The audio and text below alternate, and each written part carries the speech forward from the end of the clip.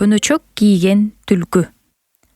Илгери бир кемпир чал болуп, алардын жалгыз кара уyu бар экен.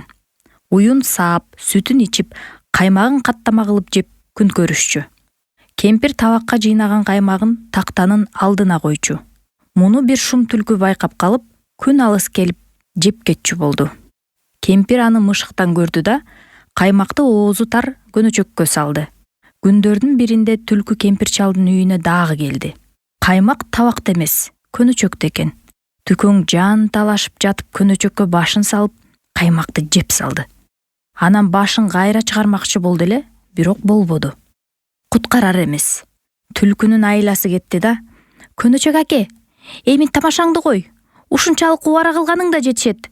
Үйдө балдарым бар, кое бериңиз", деп жалынды. Анда көнөчөк ага кекердүү сөзүн жөнөттү.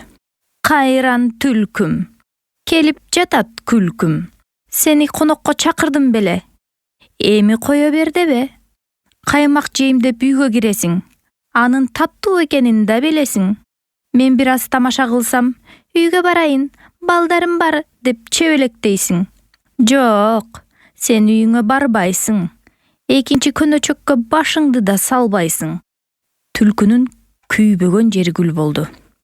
"Эмесе сенин жазаңды берейин да, сууга агызып жиберейин", деп өзөндү карай жөнөдү. Түлкү келип башын сууга салды. Көнөчөккө суу толуп, түлкү тумчугуп кулап түштү.